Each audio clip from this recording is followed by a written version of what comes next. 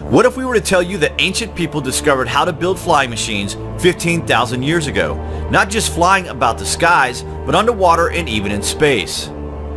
15,000 years ago, India was known as the Rama Empire, and they excelled in every discipline from mathematic calculations to complicated science and even completely lost technology beyond our modern thinking.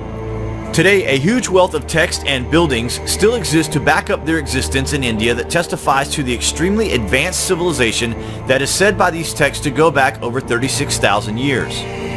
This civilization was wiped out by the ancient cataclysm 12,000 years ago, but today, many secrets are being uncovered that we are told is nothing more than myth, but we think not. In 1923, blueprints were published using the Vedic text showing a flying machine called the Vimana from the Rama Empire 15,000 years ago and how it would fly.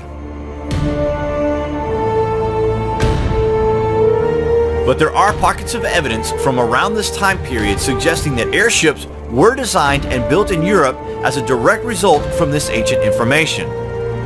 Only now are we beginning to understand the ancient empire and their stunning achievements before the ancient cataclysm of 12,000 years ago, which ended their civilization. Wait till you hear this. Okay, so according to modern history, a couple of French guys first put humankind in the skies with the invention of the hot air balloon in 1780. This was followed 120 years later when the Wright brothers made their first successful flight using a gas-powered engine. This literally changed the modern world forever, but these were ancient inventions that we have only rediscovered in modern times. We know that sounds crazy to most people. We have been deliberately educated in such a way that makes us completely ignorant to ancient history. There are barriers in place stopping us from seeking the true history of the world and of humankind. Is this because of the trauma the human race suffered during the cataclysm? The old cliche that it's easier to move on than to remember the past. That is a possibility, you know. Anyway, Indian texts state that the Rama Empire over 15,000 years ago developed air flight and anti-gravity technology. The Indian Sanskrit epic tale handed down for generations called the Ramayana is an epic poem that may actually be an actual historical account of the ancient war between mighty beings elevated as hero gods. The Ramayana mentions numerous flying machines called Vimana, which rained fire upon the cities of the empires of the prehistoric Indian kingdom. UFO researchers and even rogue scientists propose that evidence exists that man had already developed anti-gravity technology, with some accounts of a battle on the moon between warring factions of two mighty ancient Earth empires. All of this ancient technology was lost when both sides, the Rama Empire and the nation of Atlantis, used weapons of mass destruction to plunge the entire world into a cataclysm, resulting in the legendary sinking of Atlantis, and in Vedic Sanskrit lore, the annihilation of the Rama Empire via atomic warfare. This would fit straight into history and explain a lot about the lost history on Earth, but for now we are still being force-fed historical lies. The account of these ancient flying machines has been reduced to hand-me-down religious epic poems over generations. An account that has been mostly ignored until science and researchers of this age began to realize that all of the world's mythology may actually be an accurate description for actual world events during ancient times.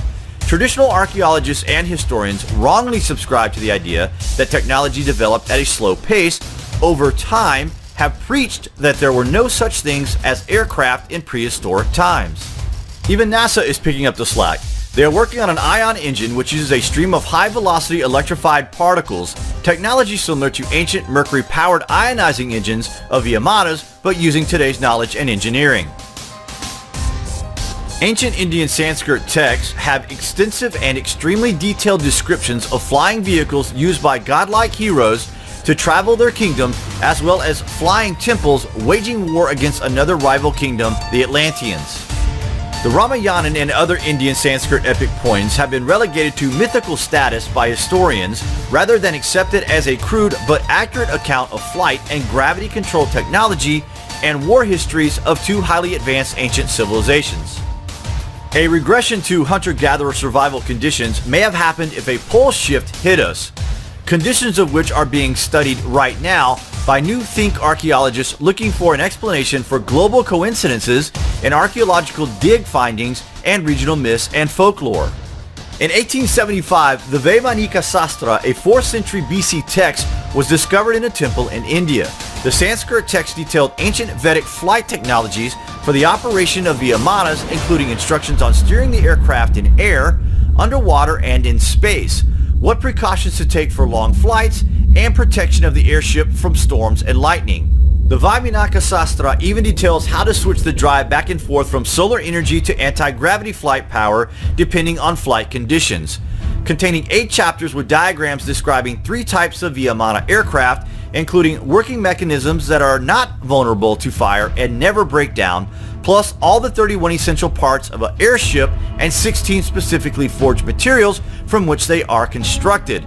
The Vedic text was much sought after document even by the Nazis during their time.